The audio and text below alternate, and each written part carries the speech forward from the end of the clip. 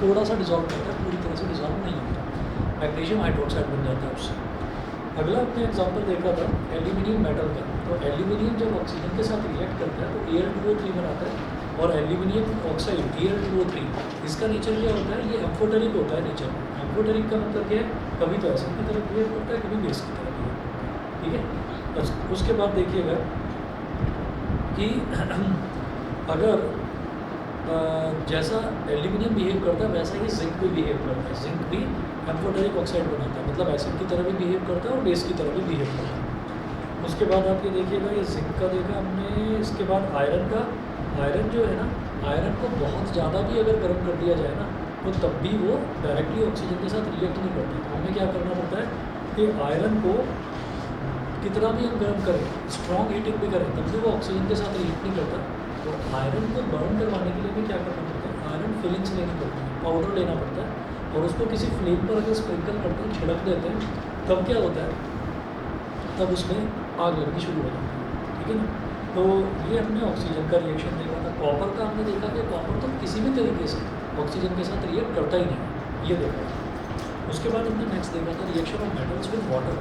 तो वाटर में हमने ये देखा था कि सोडियम जो है वो बड़ा विग्रसली रिएक्ट करता है कोल्ड वाटर के साथ, और सोडियम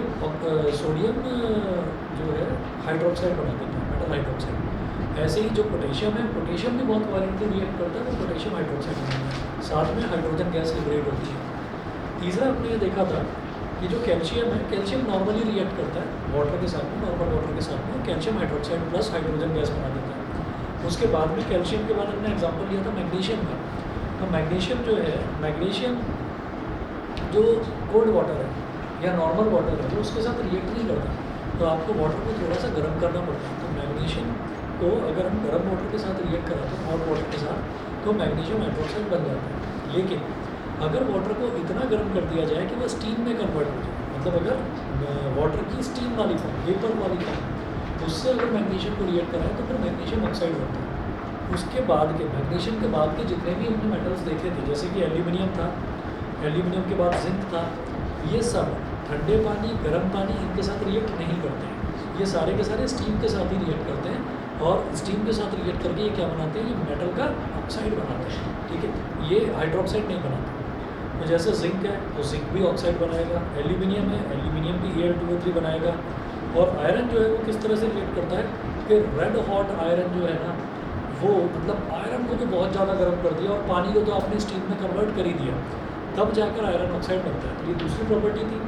तीसरी प्रॉपर्टी हमने देखी थी reaction of metal with dilute acids. तो जितने भी मेटल्स हैं वो सारे के सारे HCl के साथ रिएक्ट करके, जैसे सोडियम है तो वो सोडियम क्लोराइड बना देगा, पोटेशियम है तो वो HCl के साथ रिएक्ट करके पोटेशियम क्लोराइड बना देगा, मैग्नीशियम क्लोराइड, ऐसे ही कॉपर क्लोराइड। तो इस तरीके से कॉपर तो कुछ बनाएगा ही नहीं, कॉपर तो रिएक्टिव कम होता है हाइड्रोजन से, ठीक है, तो कुछ बनाएगा ही नहीं। तो हम ये कहेंगे जितने भी मेटल्स हैं वो सारे के सारे HCl के साथ रिएक्ट करके अपने अपने कॉरस्पॉन्डिंग क्लोराइड्स बना देंगे। ऐसे ही अगर सबको हम H2SO4 के साथ रिएक्ट करें तो सारे अपने सल्फेट्स बना देते हैं। ये लास्ट क्लास में देखा था। उसके बाद हमने ये देखा था कि दो ही मेटल्स ऐसे हैं जो HNO3 के साथ रिएक्ट करते हैं, और कंडीशन ये है कि HNO3 जो है ना, it should be very very dilute, बहुत डाइल्यूट होना चाहिए। अगर डाइल्यूट नहीं होगा तो HNO3 किसी मेटल के साथ रिएक्ट करता ही नहीं, ठीक है।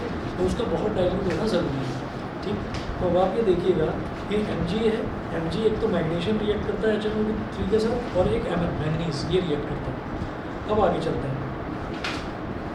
आगे हमने देखा था एक्वा रिजिया। तो एक्वा रिजिया जो है ये एक बहुत खतरनाक कंपाउंड होता है, ठीक है। कंपाउंड का बेसिकली मिक्सचर होता है, इसमें हम HNO3 को और HCl को दोनों को ना 3:1 रेशो में लेते हैं। मतलब HNO3 के लेंगे 1 पार्ट और HCl के लेंगे 3 पार्ट्स। अगर 1 ml HNO3 लिया तो 3 ml लेंगे HCl, और इन दोनों के मिक्सचर से एक ऐसा खतरनाक सॉल्यूशन तैयार होता है कि उसके अंदर आप कैसा भी प्लेटिनम डाल दो, गोल्ड डाल दो, बड़े से बड़ा हैवी से हैवी मेटल डाल दो, वो सबको पिघला देता है, ठीक है। एक्वा रिजिया इतना स्ट्रॉन्ग होता है।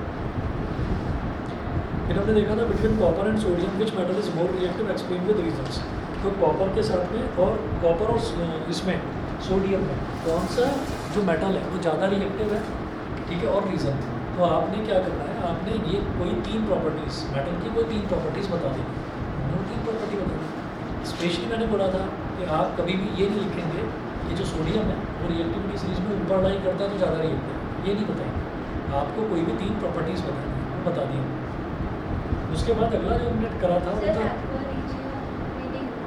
नीचे करा तो दिया था लास्ट में। नहीं हुआ था सर, मेटल्स पे इसका आया reaction of metal to dilute sir, acid page करना नंबर है। 11 से पूछना है। 11 से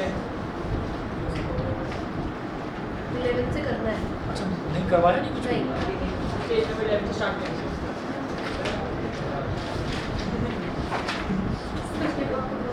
ये बताना ये reaction of metals with acids ये भी नहीं करा? रिएक्शन ऑफ मेटल डायरेक्ट करना है यहाँ से ये करना है। करना है यहाँ से। ओके तो ठीक है, मैं समझ गया। वो दूसरी क्लास में भी यही चल रहा है ना, जो उनका ठीक। चलिए देखिए बड़ा आसान है, reaction of metals with dilute acids. तो अगर मेटल्स का रिएक्शन हम डाइल्यूट एसिड्स के साथ करा रहे हैं तो क्या बनेगा?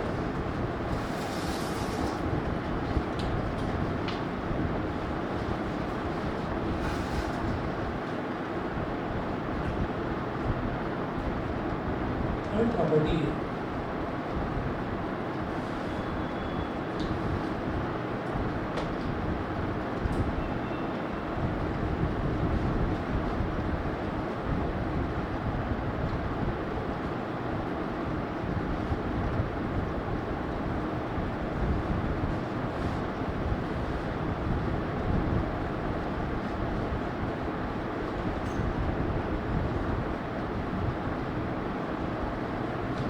मेटल किसी भी डाइल्यूट एसिड के साथ में रिएक्ट करके क्या बनाएगा?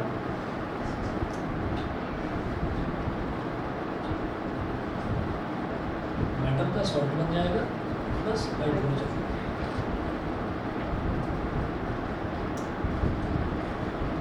अब देखिएगा पहले सोडियम का रिएक्शन करवाते हैं HCl के साथ।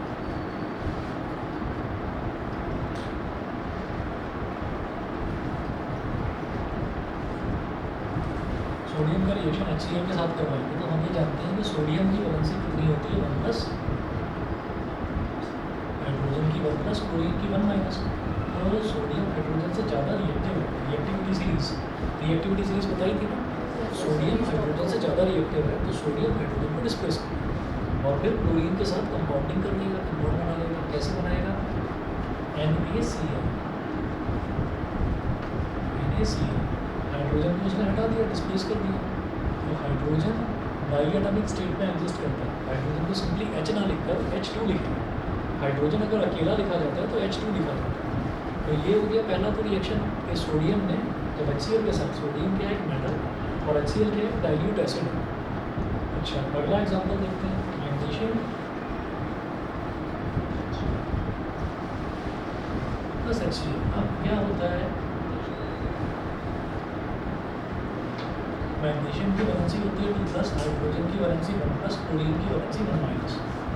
तो मैग्नीशियम हाइड्रोजन से ज़्यादा रिएक्टिव है, रिएक्टिविटी सीरीज में ऊपर लाई करना है, ज़्यादा रिएक्टिव है तो मैग्नीशियम हाइड्रोजन को डिस्प्लेस कर देगा और क्लोरीन के साथ कंपाउंड बन जाएगा।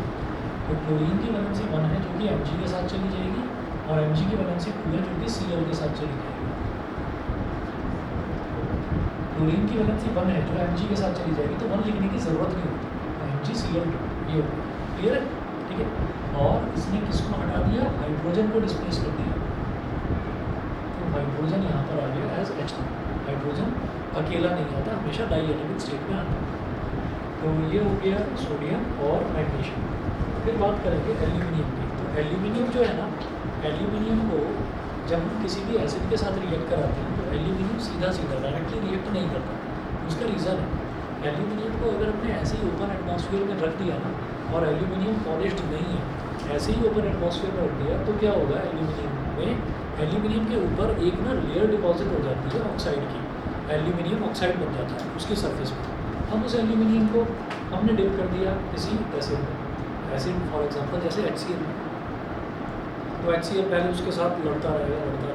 कैसे लड़ता रहेगा? तो ऊपर जो ऑक्साइड की लेयर है धीरे धीरे उसको वो अटैक करता रहेगा ऑक्साइड की लेयर को और उस ऑक्साइड की लेयर को हटा देगा।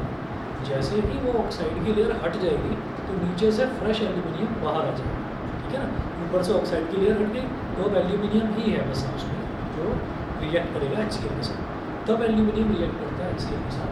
तो HCl के साथ अगर हमारे पास फ्रेश एल्यूमिनियम है तब तो HCl एकदम से रिएक्ट करेगा एल्यूमिनियम के साथ, लेकिन अगर हमारे पास ऐसे ही एल्यूमिनियम का कोई पीस पड़ा हुआ है और हमने उसको उठाकर HCl में डाल दिया तो रिएक्शन थोड़ा सा स्लो रिएक्शन इस वजह से होगा कि पहले वो ऊपर की ऑक्साइड लेयर को रिमूव करता है HCl।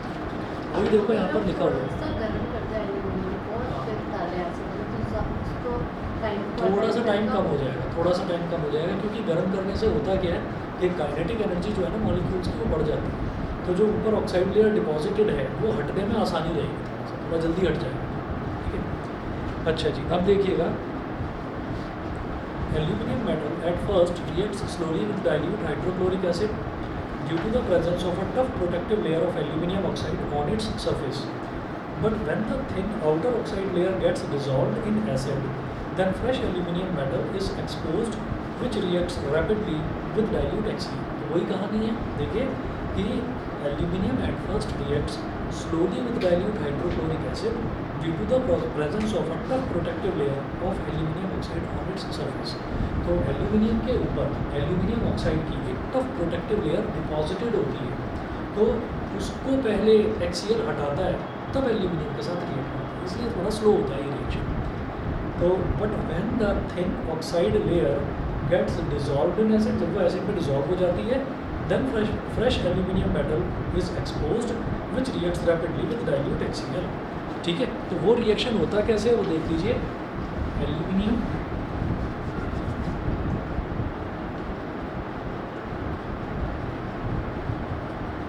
प्लस HCl, एल्यूमिनियम की वैलेंसी कितनी होती है 3+, हाइड्रोजन की 1+ और Cl की 1-, ये हो गया। अब ये जो एल्यूमिनियम है ये इस हाइड्रोजन को डिस्प्लेस कर देगा, क्योंकि इससे ज़्यादा रिएक्टिव है, तो एल्यूमिनियम इस हाइड्रोजन को डिस्प्लेस कर देगा, तो ये क्या हो जाएगा AlCl3। भाई क्लोरीन की वैलेंसी 1 वो एल्यूमिनियम के साथ चली जाएगी, जो लिखते नहीं हैं, और एल्यूमिनियम की वैलेंसी 3 जो क्लोरीन के साथ चली जाएगी, तो AlCl3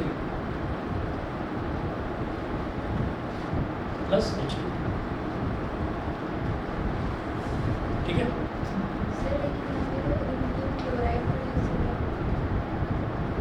तो एल्यूमिनियम का मेटल हो गया ना। अब ये कह रहे हैं कि जब भी कोई मेटल है डाइल्यूट एसिड के साथ रिएक्ट करता है तो वो हाइड्रोजन को डिस्प्लेस कर देगा, और जब हाइड्रोजन को डिस्प्लेस करेगा तो मेटल सॉल्ट बनेगा। तो एल्यूमिनियम ने हाइड्रोजन को डिस्प्लेस कर दिया तो क्लोराइड के साथ कंबाइन कर देगा। मैंने शुरुआत में ये समझाया था कि एल्यूमिनियम का HCl के साथ रिएक्शन स्लो होता है। क्यों? क्योंकि एल्यूमिनियम जो है ना उसके ऊपर ऑक्साइड की लेयर डिपॉजिटेड होती है, तो HCl पहले उस ऑक्साइड की लेयर को हटाता है, तो पहले थोड़ा सा टाइम उसका उसमें जाएगा। जैसे ही ऑक्साइड की लेयर हट जाती है, एसिड में डिजॉल्व हो जाती है, फिर HCl के साथ नॉर्मली रिएक्ट जैसे और मेटल्स करते हैं। समझ गए? ठीक है, क्लियर है? उसके बाद अगला देखिएगा जिंक मेटल। तो जिंक मेटल भी HCl के साथ इसी तरह से रिएक्ट करेगा। देखिएगा zinc plus HCl,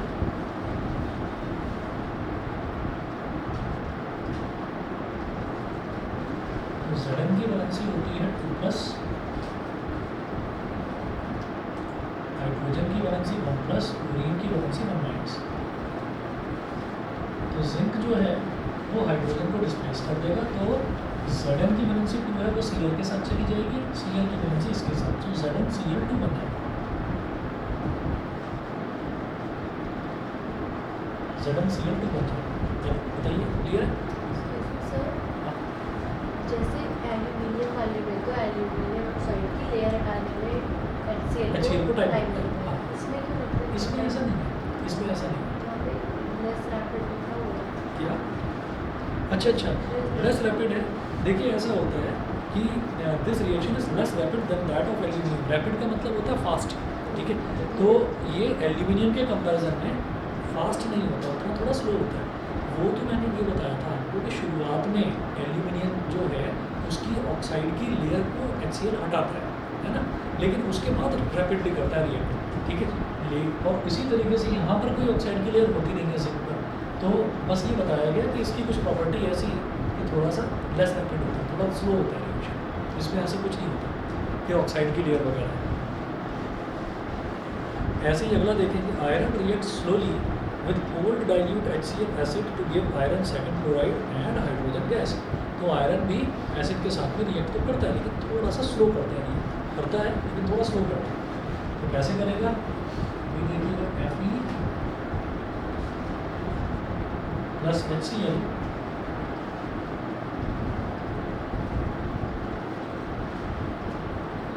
Fe2 plus H1 plus Cl minus, तो Fe हाइड्रोजन को डिस्प्लेस कर देगा, तो FeCl2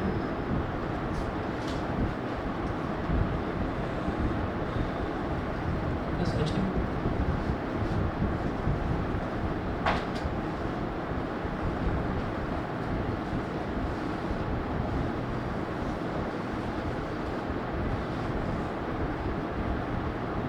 फिर देखिएगा कॉपर मेटल।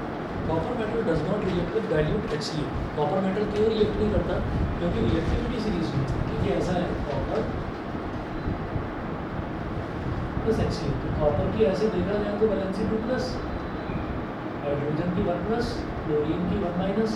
लेकिन क्या है कि रिएक्टिविटी सीरीज में क्या होता है, please stop calling me a careless zebra, instead try learning how the hydrogen copper, how copper मतलब हाउ पहले आ रहा है, हाइड्रोजन पहले आ रहा है, कॉपर बाद में आ रहा है। तो हाइड्रोजन कॉपर से ज़्यादा रिएक्टिव है, मतलब कॉपर हाइड्रोजन से ज़्यादा रिएक्टिव नहीं है, तो कॉपर हाइड्रोजन को डिस्प्लेस नहीं कर पाएगा। इसका मतलब क्या है, ये रिएक्शन सर रिएक्टिविटी सीरीज में हाइड्रोजन को एक मेटल कंसीडर किया गया है। हाँ सर क्वेश्चन आता है इज हाइड्रोजन अ मेटल और नॉन मेटल, क्या आर्ट से पूछेंगे ये क्वेश्चन, ठीक है ना, क्योंकि हाइड्रोजन बहुत अजीब तरीके से बिहेव करता है। आप लखमीर से कहोगे तो मैं दिखा दूँगा, उसमें वो हाइड्रोजन वाला सेक्शन लिखा हुआ दिखा, हाइड्रोजन के बारे में कुछ पर्टिकुलरली कहा ही था है ना। और केमिस्ट्री में एक्सेप्शन भरे हुए हैं। आप देखिए रिएक्टिविटी सीरीज में कार्बन भी है, जबकि कार्बन तो नॉन मेटल है, ठीक है ना, लेकिन फिर भी वो मेटल की तरह बिहेव करता है डिस्प्लेसमेंट रिएक्शंस में, इस वजह से कार्बन को रखा जाता है। तो जहाँ पर कोई चीज़ समझ में नहीं आती केमिस्ट्री में, वहाँ वो चीज़ रटनी पड़ती है, क्यों, क्योंकि एक्सेप्शंस हैं, ठीक है। चलिए जी आगे चलते हैं। ये वाला, इसमें आप ये देखिए कि जब भी हम डिस्प्लेसमेंट रिएक्शन की बात करते हैं तो डिस्प्लेसमेंट रिएक्शन में हम ये देखते हैं अकेला मेटल वो ज़्यादा रिएक्टिव है या नहीं, ठीक है। तो हम ये देखते हैं तो पहले तो आता है पोटेशियम, आता sodium, calcium, magnesium, aluminium, carbon, iron, tin, sir NCERT में टिन दिया है, ठीक है, और लेड, और कॉपर, सेज और सिल्वर, गोल्ड। तो हाइड्रोजन तो बेटा ऊपर लाई कर रहा है, कॉपर नीचे लाई कर रहा है। तो कॉपर जो ऊपर वाला होता है वो ज़्यादा रिएक्टिव होता है। हम देखते हैं अकेले मेटल को कि अकेला मेटल इस हाइड्रोजन से ज़्यादा रिएक्टिव है या नहीं। तो हम ये कहते हैं कि ये जो कॉपर है ये तो नीचे लाई कर रहा है, ये हाइड्रोजन से ज़्यादा रिएक्टिव नहीं है, ये हाइड्रोजन को डिस्प्लेस ही नहीं कर पाया, तो there will not be any reaction. इसका मतलब क्या हुआ कि कॉपर के कंटेनर में HCl रख सकते हो, ठीक है, रिएक्शन ही नहीं होगा, समझ गए। चलिए जी, उसके बाद देखिए कॉपर एंड सिल्वर, यही पेज नंबर 12 पर, copper and silver are less reactive than hydrogen, that's why they do not replace hydrogen from dilute acids. Copper और सिल्वर जो हैं ये हाइड्रोजन से कम रिएक्टिव होते हैं, ठीक है ना। आप देख रहे हैं कॉपर और सिल्वर हाइड्रोजन के नीचे लाई कर, तो ये जो है ये हाइड्रोजन को डिस्प्लेस नहीं कर पाते एसिड्स के साथ रिएक्ट करते हुए। अगर हमें गोल्ड का रिएक्शन कराना हो तो ऐसे कोई भी मेटल या नॉन मेटल नहीं है जिससे करा सकते हैं। हाँ, गोल्ड का किसी के साथ रिएक्शन नहीं होता, ठीक है। Let us see the reactions of different metals with H2SO4।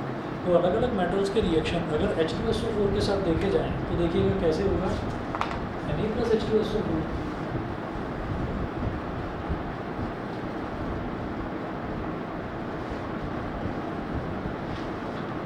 ये क्या होगा। देखिए एक चीज़ याद रखिएगा कि पोटेशियम की वैलेंसी 1+, सोडियम की 1+, कैल्शियम की 2+, मैग्नीशियम की 2 प्लस, एल्यूमिनियम की 3 प्लस, कार्बन की 4, जिंक की 2 प्लस, इसकी 2 प्लस, इसकी 2 प्लस, इसकी 2 प्लस, 1 प्लस, 2 प्लस, 1 प्लस, इसकी मुझे पता नहीं है क्या है, गोल्ड क्योंकि रिएक्ट ही नहीं करता, छोड़ो उसको। तो अब तक देखिएगा जैसे सोडियम है और SO4 जो है सल्फेट, इसकी वैलेंसी होती है 2 माइनस।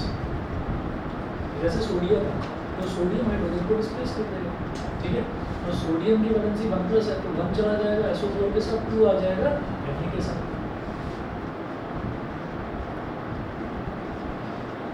समझ रहे हैं?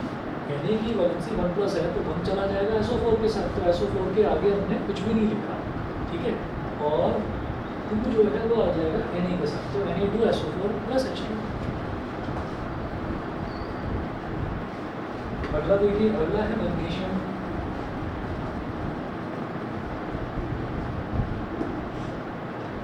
मैग्नीशियम प्लस H2SO4, ठीक है। तो फिर वही चीज़ है, मैग्नीशियम देखिए कहाँ पर लाई कर रहा है, यहाँ पर हाइड्रोजन यहाँ पर बड़े आराम से डिस्प्लेस करेगा, हटा देगा उसको, डिस्प्लेस कर देगा। मैग्नीशियम की वैलेंसी 2 प्लस, SO4 की वैलेंसी भी 2 प्लस, तो ऐसे लिखा जाएगा ना Mg2, मतलब Mg के पास तो आ गया SO4 का 2 और Mg का 2 चला जाएगा SO4 के पास, SO4 से क्या बन गया MgSO4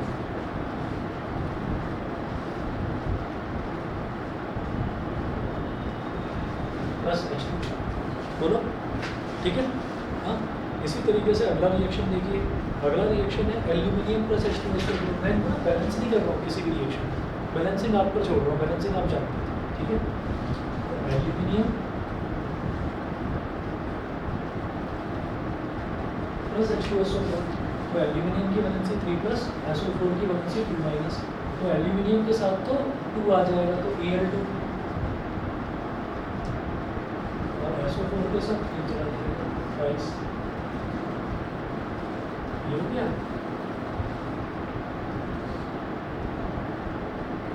उसके बाद अगला देखिएगा जिंक।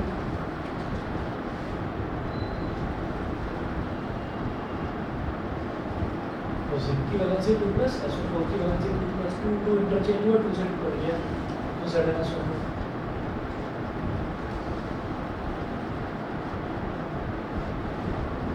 Plus H2। अगला देखिए Fe।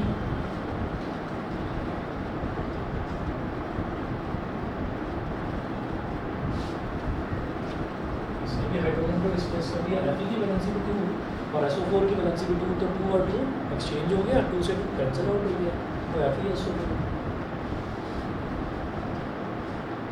Plus H2।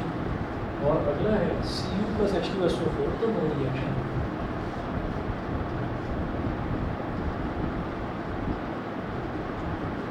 ये आपको पता ही है कि नो रिएक्शन क्यों है, क्योंकि कॉपर हाइड्रोजन से कम रिएक्टिव है, कॉपर हाइड्रोजन को डिस्प्लेस कर ही नहीं पाएगा, सही है।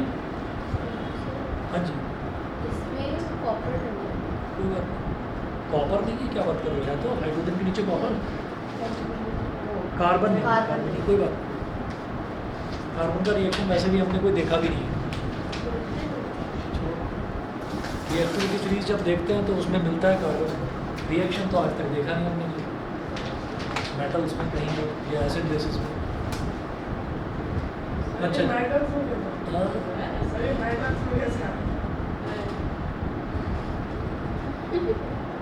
मेटल्स में कैसे है? हाँ, ये तुम भी पूछ रहे हो नहीं बताओ हम क्या बोल रहे हैं, पूरा कैसे है? भाई अभी ये तो कहानी बताई थोड़ी देर पहले, वो अभी जागा, अभी जाग के और कुछ भी ऐसे है मेटल्स कैसे है, नींद में हो। अरे हाँ भाई एक बात तो बताओ जरा मेरे को सही से बताओ कि कल की क्लास रखो या ना रखो। मैं एक बात बताऊँ, हाँ उसमें तो सही, मैं इसलिए कह रहा हूँ क्योंकि कल अगर मैं ऑफ रखूँ, मतलब कल अगर ऑफ रखता हूँ, मेरे को ट्यूसडे का भी ऑफ रखना है, ट्यूसडे को हूँ नहीं करता, और फिर उसके बाद मेरे को टाइम कब मिलेगा, फिर संडे को मिलेगा। सर नेक्स्ट संडे रख लीजिए। सर रख लो कल आ जाएंगे सर, ऑप्शन रख दो ना। सर सुबह रख लेना। कल नहीं, नेक्स्ट संडे रख लीजिए। ट्यूसडे की तो छुट्टी मिल रही है ना तुम्हें। नेक्स्ट संडे रख लीजिए। नेक्स्ट संडे पता है क्या है, क्या है? उसके अगले दिन रक्षाबंधन है, लॉन्ग वीकेंड आ रहा है, आधे बच्चे तो गायब हो जाएंगे। नेक्स्ट संडे रख लीजिए। या फिर 15 को छुट्टी रहेगी सुबह। Good idea. इंडिपेंडेंस डे नहीं सर, मैं घर पे ही इंडिपेंडेंस डे को हाँ, नहीं। डालो। हाँ, डाल के जाना है। जरा दो सर छुट्टी हो तो मैं गुरुद्वारे जाऊंगा सर मुझे भी जाना है। अरे सर, हमें कितनी भी देर के लिए जाना जाओगे? है। 1 घंटा 2 घंटा 3 सर मुझे घंटा? जाना है। सर कितने बजे बुलाओगे आप? जिस टाइम तुम आ जाओगे उसी टाइम बुलाऊंगा। और बोलो ओके सर सर हमें डन। भी जाना है। मुझे जाना है। कहाँ जाना? नोएडा। नोएडा से वापस नहीं आओगे? बस जाओगे? रात को आएंगे 10 बजे के कहीं। करीब। ये झूठ बोल रहे हो। वही सच झूठ में। बोल रही है। तुम दोनों मिले हुए हो। अरे दोनों आप मिले। ओम दीदी पूछ लो मम्मा से। सर सुबह बुला लो 10 बजे। चलो भाई छुट्टी है फिर कल की, ठीक है? कल की छुट्टी है। कल की ठीक छुट्टी है, है। आगे का आगे देखेंगे। Yes sir. चलिए जी देखिएगा। लेकिन मैं ट्यूसडे को नहीं पहले ही बता रहा हूँ। कभी ट्यूसडे को किसी का भैया फोन आए मेरे को बता देना। वेडनेसडे को किसी का एग्जाम तो नहीं सर है। ट्यूसडे में जरूरी है। अरे यार, बीच में नहीं तो ना तुम नींद कितनी लेते हो हैं? रात में 11 बजे मैसेज आ गया, सुबह 6 बजे मैसेज आ गया, सर ट्रिग्नोमेट्री का क्वेश्चन भेजो, प्रैक्टिस करनी है। अलग अलग नंबर से मैसेज करना है।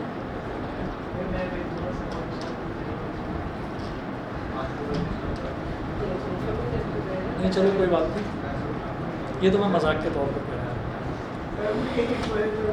क्या? लेकिन मैंने क्वेश्चन तो भेज दिए थे ना फिर। लेकिन उसमें ना इसकी तसल्ली हुई नहीं होगी कि तो 6 ही है, मुझे 16 क्वेश्चन चाहिए थे तुमसे। 1 मिनट रुको यार, जरा अभी आ रहा हूँ।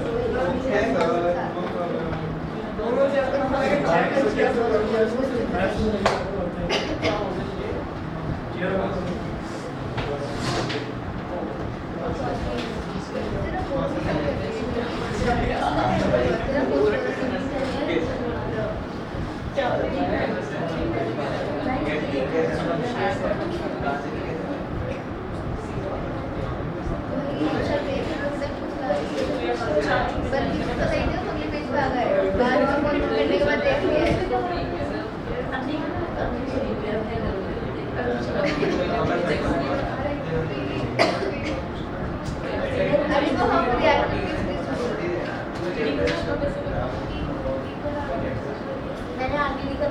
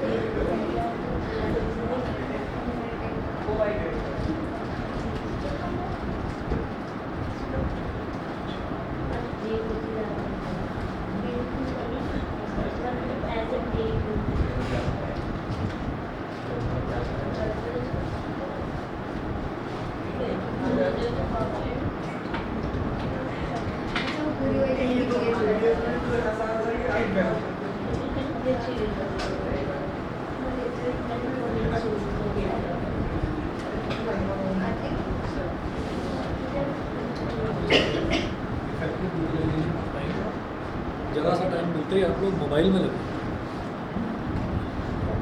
सर कल आना है फिर नहीं आना? अरे नहीं आना, और कैसे बताऊँ?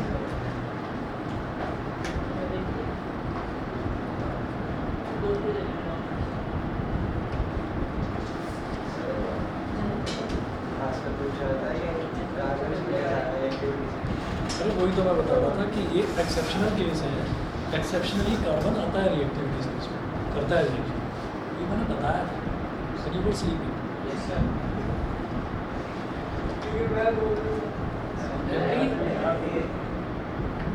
दोपहर 2 बजे सोता है। अच्छा, रात के 2 बजे सोता है। 6 बजे उठता है।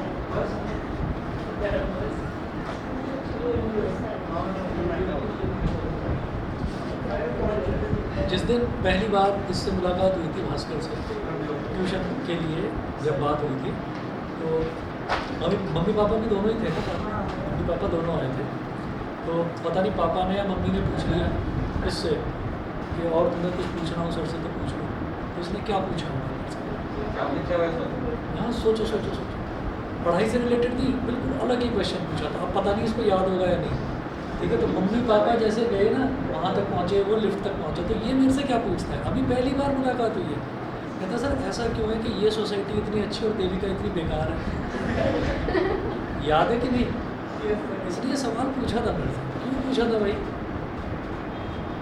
मैंने ये सोचा, मैंने कहा यार क्या पूछ रही है, मैंने कहा बिल्डर से पूछना पड़ेगा। तभी मेरे को लग गया था कि इसके अंदर ना कुछ छुपा हुआ है, कुछ छुपा हुआ है, हीरा है ये। ऐसे को वो बोलते हैं ना, वो आता है वो, नहीं वो उस पर वो यार वो क्या यूट्यूब पर एक चैनल है ना, वो क्या जेम्स ऑफ इंडिया या जेम्स ऑफ बॉलीवुड, वो एक चैनल है, देखा नहीं क्या? मीम्स आती हैं उसकी, है ना, डालकर देखना कभी, जेम्स ऑफ बॉलीवुड। उसमें एक से बढ़कर एक सितारे मिलता है, ये ऐसे ही सितारा है।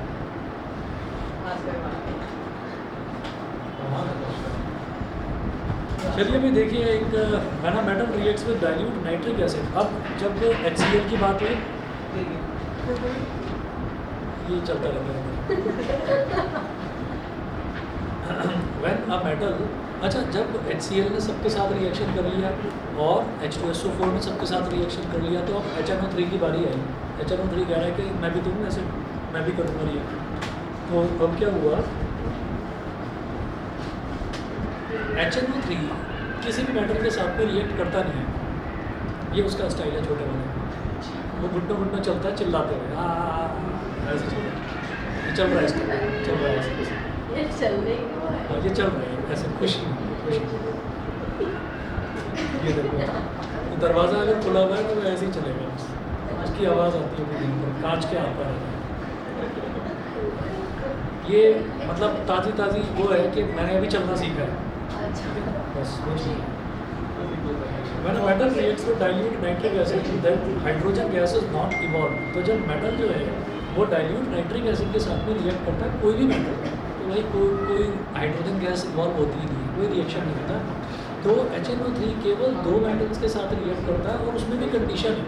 कंडीशन ये है कि HNO3 बहुत ज़्यादा डाइल्यूट होना चाहिए। बहुत ज़्यादा डाइल्यूट मतलब भर दो उसके अंदर पानी पानी पानी, इतना ज़्यादा पानी कि बहुत नाम के लिए रह जाए मेटल, तब वो हाइड्रोजन को जरूर डिस्प्लेस करती है।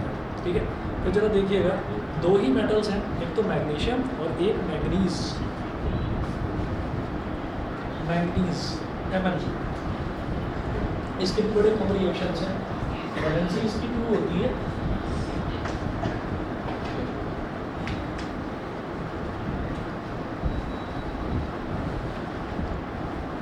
बहुत ही अच्छा चैप्टर था, पता नहीं क्यों हटा दिया पीरियोडिक क्लासिफिकेशन। वैसे आप लोग तो खुशी हुए होंगे उससे, अच्छा है चलो एक चैप्टर से जा चुकी।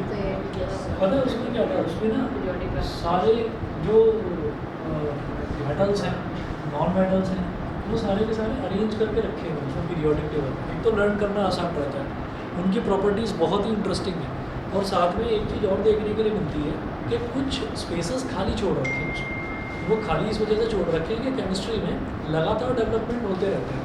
तो कभी कोई नया मेटल डिस्कवर हो गया, तो 15 साल 20 साल बाद फिर आप कहेंगे कि अरे यार ये जब मैं पढ़ता था तब तो ये मेटल था ही नहीं, अब ये मेटल भी आने लगा, अब ये मेटल भी मिल गया अर्थ क्रस्ट में। तो इस वजह से इंटरेस्टिंग था वो चैप्टर का, पता नहीं क्यों आना। सर आप पढ़ाते हैं? इसको पढ़ाऊँगा खास तौर पर। चलिए जी, Mg प्लस HNO3। HNO3 को याद रहे कि HNO3 को बहुत ज़्यादा डाइल्यूट फॉर्म में रखें, HNO3 बहुत ज़्यादा डाइल्यूट फॉर्म में रहे। इससे कुछ फर्क पड़ता है डाइल्यूट? हाँ डाइल्यूट, एक्चुअली एसिड जो है ना, एसिड अपनी एसिडिक बिहेवियर दिखाता ही तब है जब उसके अंदर वाटर की प्रेजेंस हो। याद होगा एसिड वाले चैप्टर में हमने देखा था कि अगर कंसनट्रेटेड एसिड को लिटमस पेपर पर, वो भी ड्राई लिटमस पेपर पर अगर डाल दिया जाए तो वो ब्लू का ब्लू रहेगा, वो रेड कन्वर्ट होगा ही नहीं। उसमें हल्का सा वाटर ऐड करते ही वो एसिडिक बिहेवियर दिखाता है। वो होता क्या है कि जब वाटर ऐड होता है ना, तो वाटर के ऐड होने से उसके आयन्स टूटते हैं, H+ आयन टूटता है, और H+ आयन जब टूटेगा तभी वो अपना एसिडिक बिहेवियर दिखाएगा। लेकिन अगर जो एसिड है वो डाइल्यूटेड नहीं है तो उसका कंसंट्रेशन ज़्यादा होगा, तो उससे ज़्यादा रिएक्ट करना चाहिए। नहीं, यही तो है कि एसिड जो है वो अपना एसिडिक बिहेवियर दिखाएगा ही तब जब उसमें से हाइड्रोजन आयंस टूटने शुरू होंगे, लिबरेट होने शुरू होंगे। ठीक है, तो वो टूटते ही नहीं जब तक वाटर नहीं होता। वाटर क्या करता है, हाइड्रोलिसिस करता है, तोड़ता है उनके आयंस को। अब सुनिए, Mg प्लस HNO3, तो भाई NO3 की वैलेंसी 1 माइनस H की वैलेंसी 1 प्लस, तो क्या बनेगा Mg NO3 whole twice plus H2। अगला देखिए Mn मैंगनीज प्लस HNO3। तो जैसे मैग्नीशियम था ऐसे Mn की भी वैलेंसी 2 प्लस होती है, H की वैलेंसी 1 प्लस, NO3 की वैलेंसी 1 माइनस। तो 2 इसके साथ चला जाएगा, 1 इसके साथ, Mn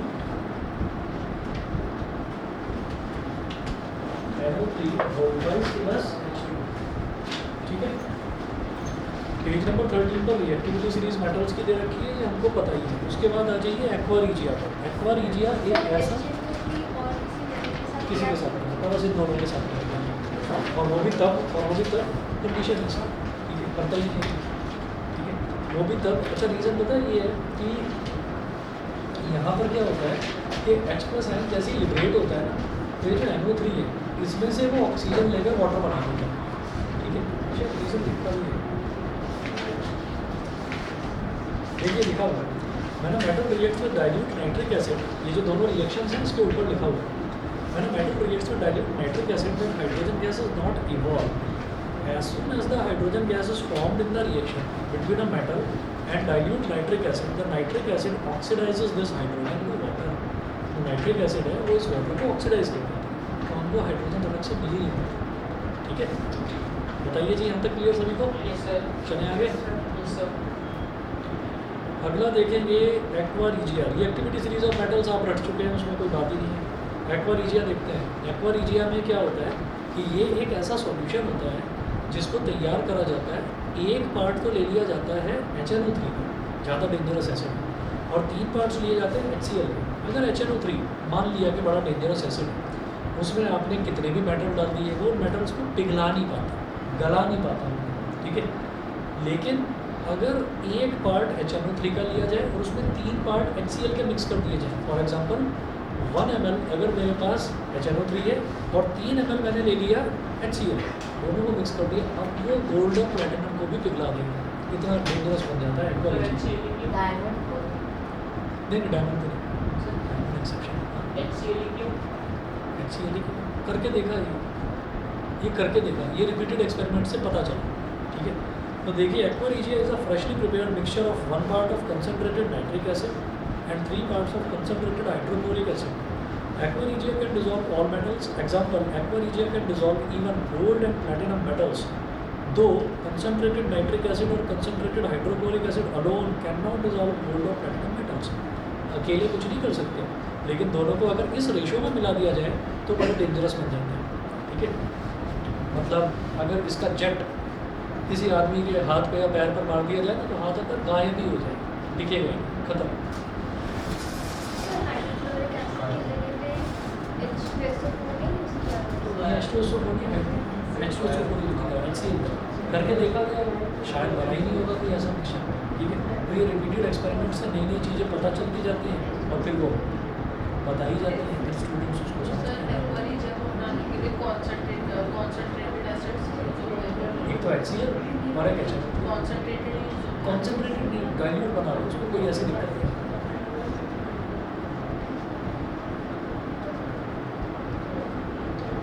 सर वैसे तो HNO3 मतलब अगर डाइल्यूट ना हो तो अपनी प्रॉपर्टीज नहीं दिखाती, तो होता क्या यहाँ है पे कि- कंसंट्रेटेड दिखा होता क्या है मैं बताता हूँ।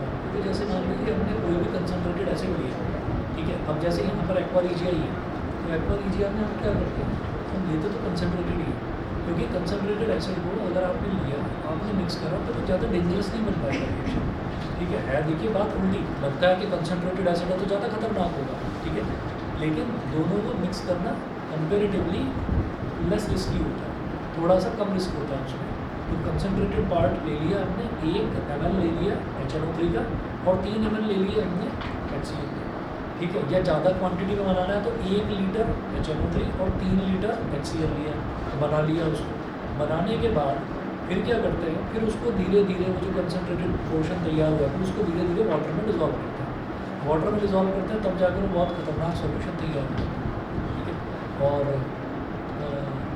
जनरली एक्सप्लोसिव वगैरह जो है ये वो बनाने में काम आता है। एक्सप्लोसिव समझ रहे हैं ना, ये यस सर। बारूद वगैरह वो बनाने के काम। सर डाइल्यूट में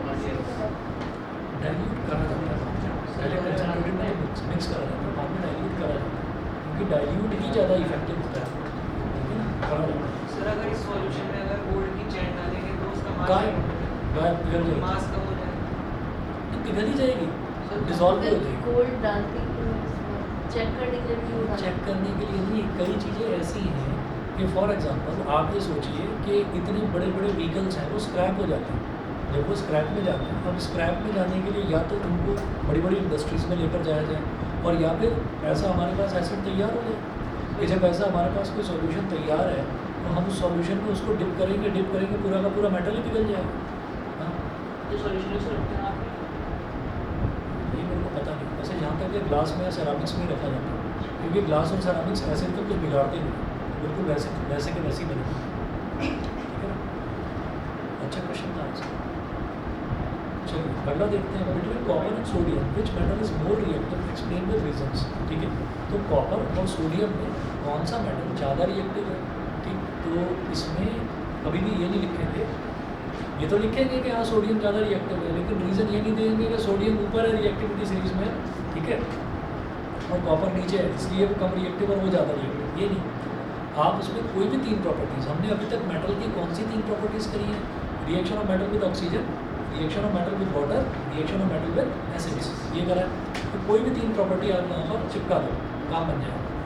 देखिएगा, सोडियम रिएक्ट्स विद, पहली प्रॉपर्टी लिख रहा हूँ मैं यहाँ पर, sodium reacts with oxygen easily to form sodium oxide, but copper does not react with oxygen easily. Sodium oxygen के साथ ईजिली रिएक्ट करता है, कॉपर ऑक्सीजन के साथ ईजिली रिएक्ट नहीं करता।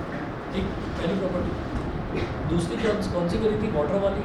तो वाटर वाले में लिखेंगे sodium reacts vigorously with cold water to form sodium hydroxide and hydrogen, but copper does not react even with steam.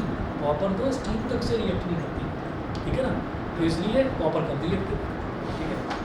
अगला, sodium reacts rapidly with dilute hydrochloric acid to form sodium chloride and hydrogen, but copper does not react with dilute hydrochloric acid.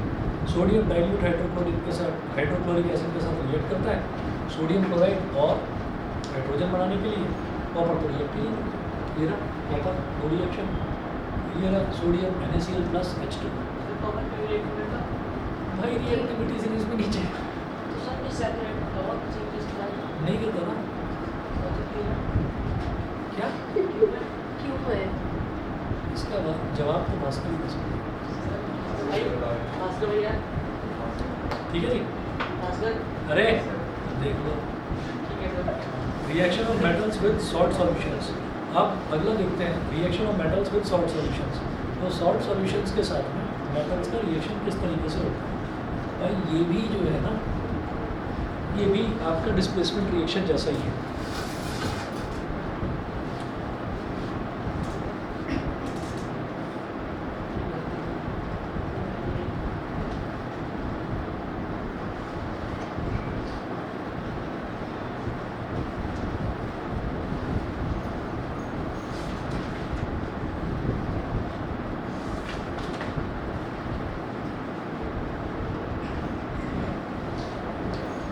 Reactions of metals with salt solutions. अब देखें कि ये है salt solution of metal B plus metal A.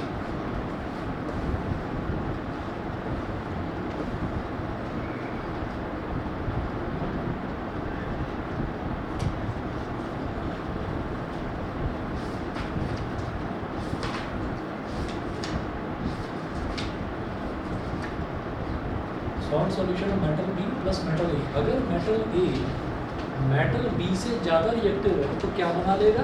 Salt solution of metal ए बन जाएगा।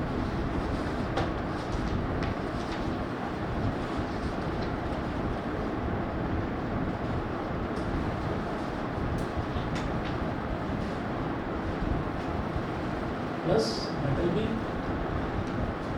तो सीधा सीधा डिस्प्लेसमेंट रिएक्शन। वेट में एग्जाम्पल, जैसे CuSO4 प्लस जिंक है,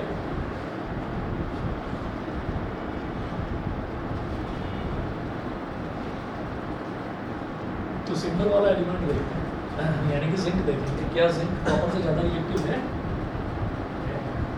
क्या होगा? ZnSO4 बन जाएगा, कॉपर को डिस्प्लेस कर दिया, कॉपर बन जाएगा। तो फर्स्ट चैप्टर वाला ही एग्जाम्पल है, ठीक है। क्या है और एग्जाम में आया? हाँ ये वाला रिएक्शन हमारे एग्जाम में आया हाँ काफ़ी कॉमन है। कलर चेंज हो जाए ये लगे चलिए इतना ही कर लीजिए, बाकी नेक्स्ट क्लास में देखेंगे। उसके साथ कलर